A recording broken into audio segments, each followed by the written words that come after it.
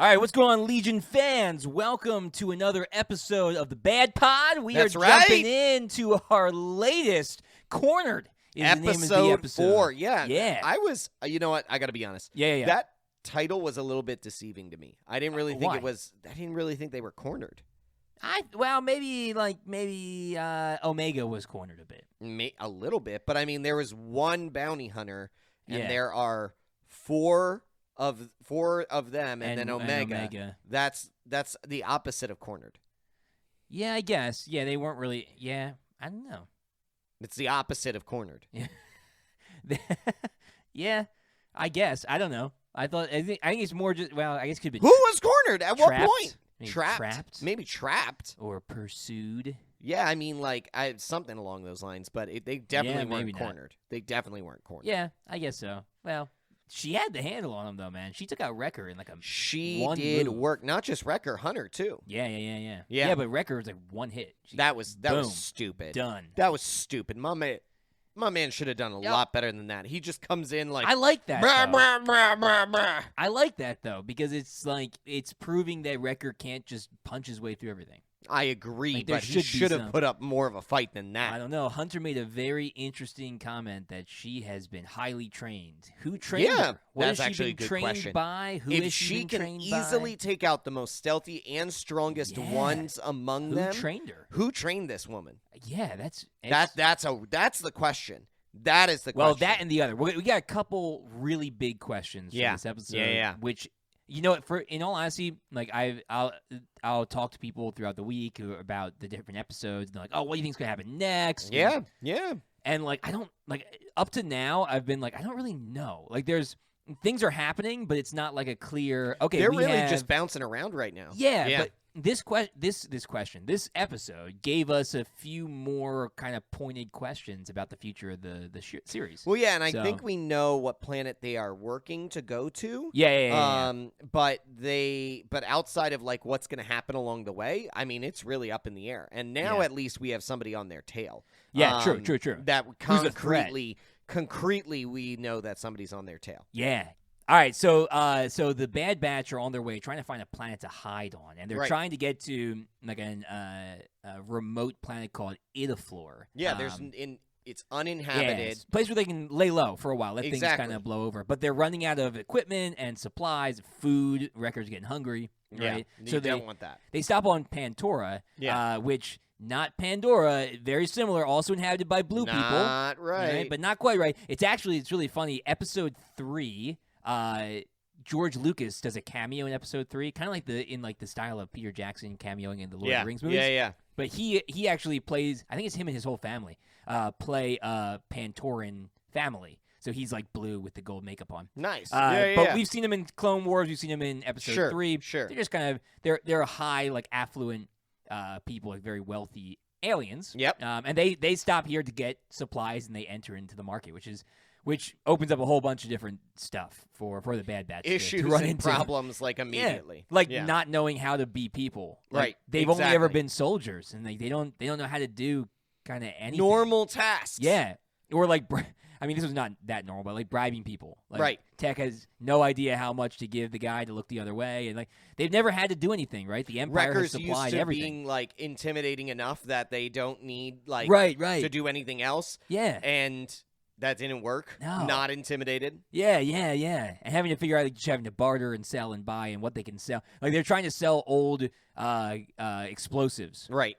From the Clone Wars. They say it's the only thing worth bartering with. Well, actually, those explosives were used by Chewy. Yeah. In The Force Awakens when they blew up Starkiller Base. Yeah. So it's kind of cool to see they've been doing that this whole series. Making connections. Little bits all over to make it a full world, But yeah, they get there and they run into some issues, right, with getting supplies and obviously the big reveal this episode of a character we've been waiting to see her, man. Fennec. Oh man, it's so cool to see Ming-Na Wen as animated.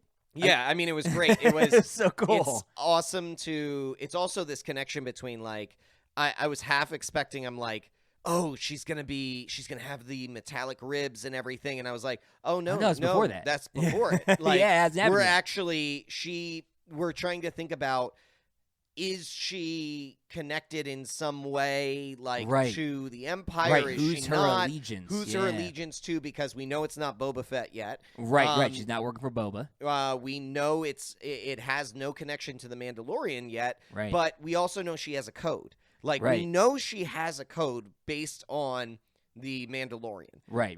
However, like, where she got that code from and what it applies to right now. Maybe she learns her code, her good behavior or her honorable behavior from the Bad Batch. Could be. Maybe like hanging out. Could be. I could see that. We see in the trailers the trailers gave something away a little bit here. I will say that because in the trailers you see Fennec talking with the Bad Batch. They seem to be working together. They seem to be working together to some extent. So her introduction here, where she's trying to take Omega from them, it's fine, but we know it's not going to be leading to anything because of the fact that we saw in the previews that she was going to be connected with them somehow. Yeah, another cool nod to the Mandalorian is she has a puck for Omega, like the little hologram thing that Din Djarin uses to hunt people. Yeah. So she pulls out the puck and it's got Omega. That's cool. Her image on it. Yeah. Yeah. So just again, neat. I love they're tying in so well. They're making it so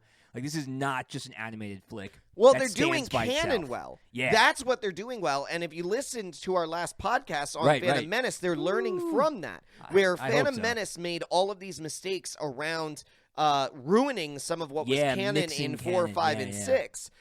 They are doing a good job of making these tiny references. You know, the explosives, the puck, all of those things are little tiny details, but they tie in and they make sure that canon stays clear. Yeah. And it reminds you, it reinforces that we're in the same world. Right. We're not in some world that's taking liberties with their parameters. Right, we're staying within the parameters of the Star Wars canon and world, and it's just, it's wonderful to see. Yeah. Feels like Star Wars. Yeah. Feels great. Yeah. Same way feels that Mandalorian felt like Star Wars. Exactly. It feels like a TV show, despite the fact that it's an animated TV show. Yeah. It feels like I'm as invested as the Mandalorian.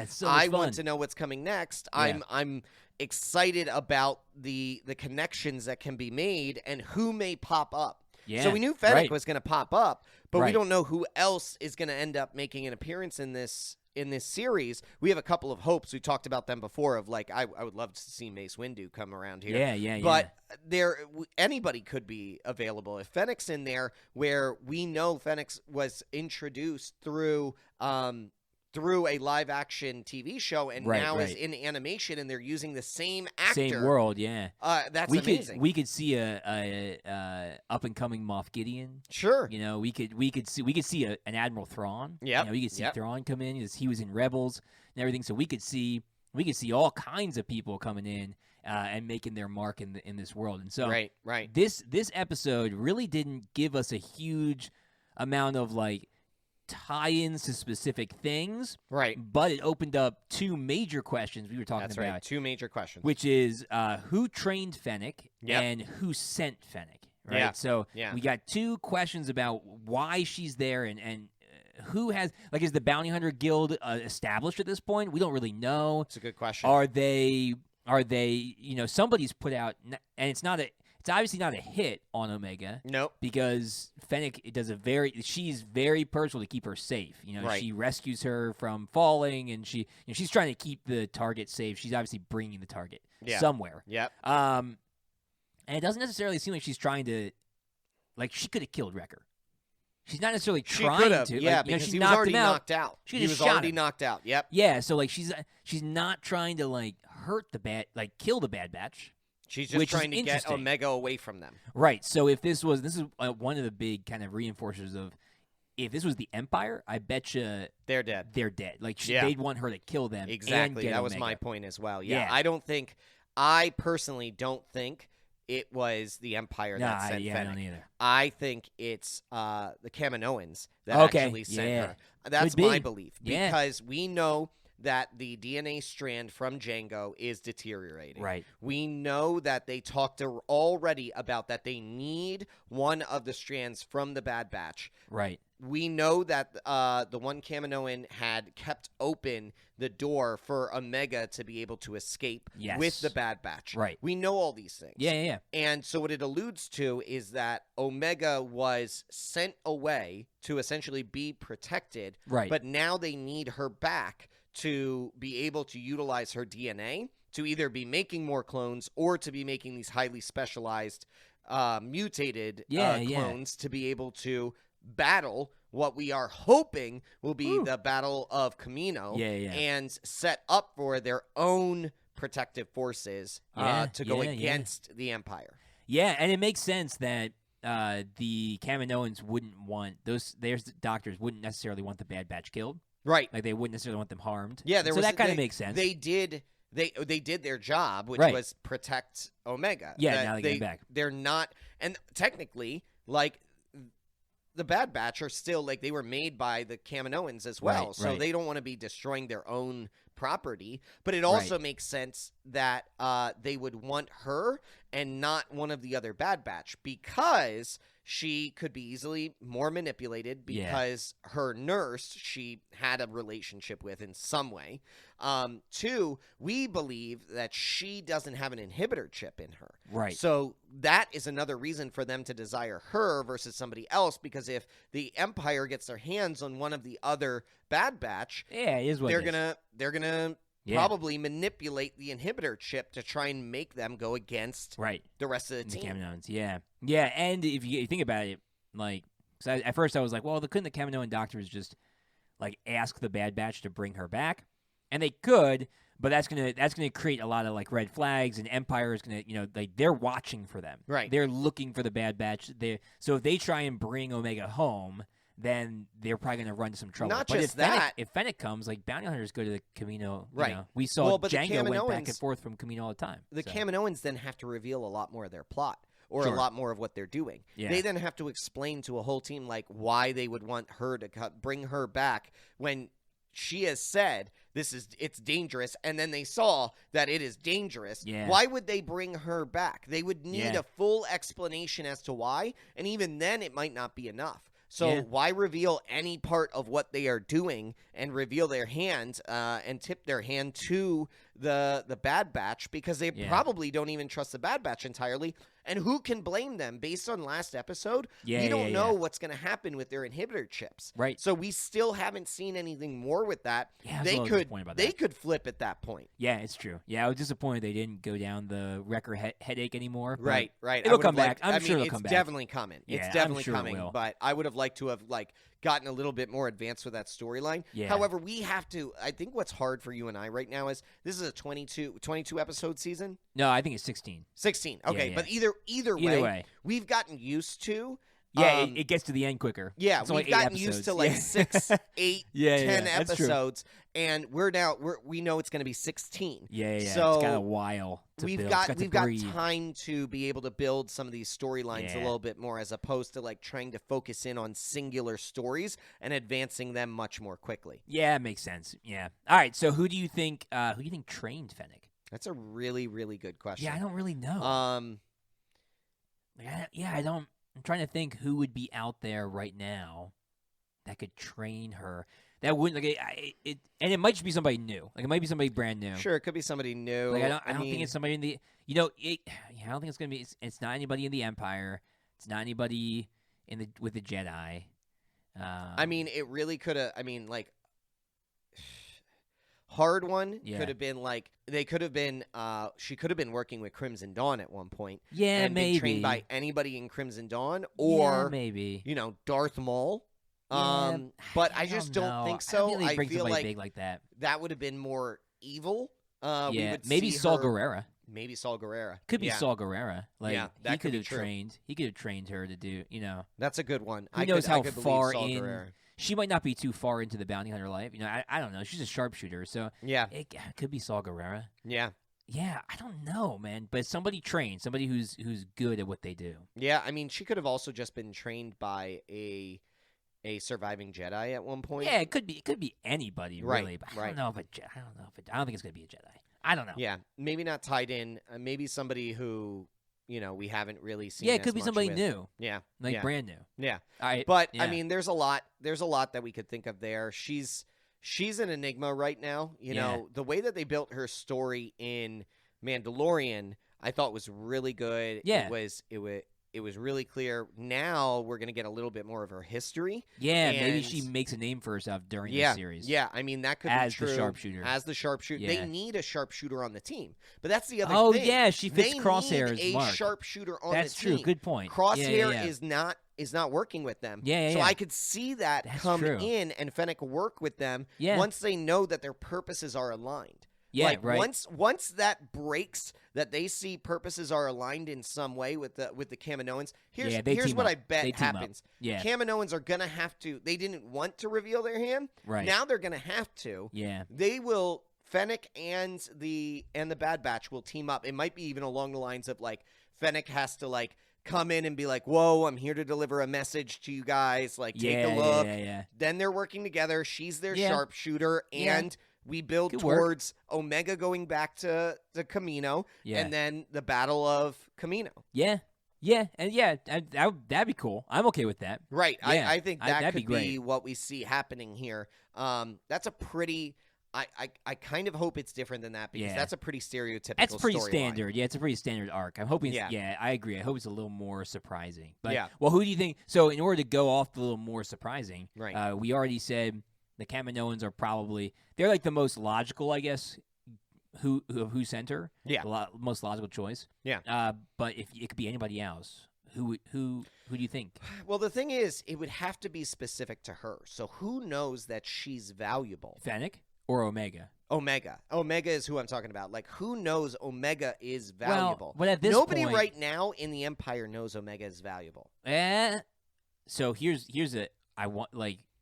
What are you thinking? Maybe Sidious hires Fennec in secret to go and that could be true. Like because he always plays his own little bits. Yeah, but what I'm saying is there's there's nobody on the ground level at Camino. Yeah. Who knows that she's valuable? Right. Tarkin wouldn't necessarily think Tarkin's it. Gonna not, Rampart wouldn't necessarily think it. No, they're not going to have an idea. The only person would have to be a force-sensitive person who recognizes her potential. And this would then have to play into that she's force-sensitive. I think she is. So if she is force-sensitive, then it could be especially the Emperor. If Sidious thinks that she's the key to making a clone for him. Exactly, he so might if send there's somebody. that connection, then yes, I could see Sidious. Yeah. But I honestly, it has to be somebody who knows that she's her valuable. Yeah. Like knows what she's worth. Because it's not like the disc had the whole Bad Batch on it, which would make more sense. More people could have gone after them. It's literally specifically Omega. For her. Specifically for her. Yeah. So I think I'm going to say it's Sidious because it's the less likely, and it ties into our previous theory of her being force sensitive and her being the key to his cloning. I mean, those are the only two possibilities that I see right now. Otherwise, like nobody knows about her. Nobody knows about her. Well, I think more likely it's the Kaminoans. Yeah. Stretch is Sidious, Sidious. and then anybody else, I just can't see it. Other than like everybody, like the Bad Batch obviously have a warrant now. They know the Bad Batch is at large, and they have a strange girl traveling with them. Right. And so maybe that's interesting. So like maybe somebody like Jabba might send somebody out to try and get this strange asset of the Bad Batch. So. Yeah, I'm just trying to think of people who would hire Fennec. Yeah, but you're really fishing. For sure. Hey man, you're fishing now. That's what it's all about. We got to talk about it. We got two solid theories. We got to try. Yeah. We got a solid and a backup. That's what I'm sticking with. It's Chewy. It's Chewy. Chewy. Chewy would just send. Obviously, Chewy. Yeah. He's like, clone. Got it. Need it. For no reason. No reason other than I need it. Not at all. I want it. I need it. I'm going to get it. I'm going to get it. Fennec, you're hired. Yep. Yeah. I don't think it's Chewy. Not Chewy. Definitely not Chewy. All right. So the episode ends with them getting Omega away from Fennec, getting back on their ship. Yep. Tech and Wrecker have finish the repairs and the scrambling of their signals so they can't be tracked as easily. Right. I'm sure there's still a way that they can track them, but they can't be tracked as easily, at least not that way they were. Yep. And they take off heading back to whether it's the planet they started out looking for or some other planet that they're trying to kind of get away from. And Fennec is left with no bounty. Yeah, it appears as though like they have gotten away scot-free. It appears as though their ship has had the repairs done that they needed to with all those extra I like, think space there's something droids. fishy going on. But it appears as though that they will be able to not be tracked anymore. Yeah, that's not. So gonna get them. My thing is this planet that is uninhabited that they're going to. Yeah, there's more to it. Yeah. There's more to it. I think they get to that planet, but I bet there's something there that they have to deal with. Yeah, Chewie's there. Chewie's there. It's always Chewie. And he radios Fennec. Yep. Fennec comes and gets the kid. They work together. They get the kid. Done. Yep. A bowcaster and sniper rifle? That's a good they combination. Actually just kill the Bad Batch. Kill them all. All done. Get Omega. Get money take her from back the to Kaminoans. Yep. Oh, to Sidious? All right, let's do that. Yeah, no, if we're talking Chewie's crazy right now. Chewie's a Sith We're Lord. talking crazy right now. Well, it's Chewy and Chewy and Jar Jar are like fighting for apprenticeship with supremacy, right? We're talking crazy right now. This is crazy. All right. No, it's not. It's not that crazy. Thanks for listening to the Legion of Comic Correction. Don't forget to check out our other episodes streaming everywhere you listen to podcasts. We're also on the major social platforms like Twitter, Facebook, and Instagram. Just search Legion of Comic Correction. That's right. And make sure to check out our Patreon for exclusive supporter specials at patreon.com/Legion of CC. New episodes come out every Monday. And Wednesdays. No, just Mondays. And Wednesdays? I don't think we can do Wednesdays. We can do Wednesdays. All right, Mondays and Wednesdays. We'll see you guys next week. Same time, same place, same Legion.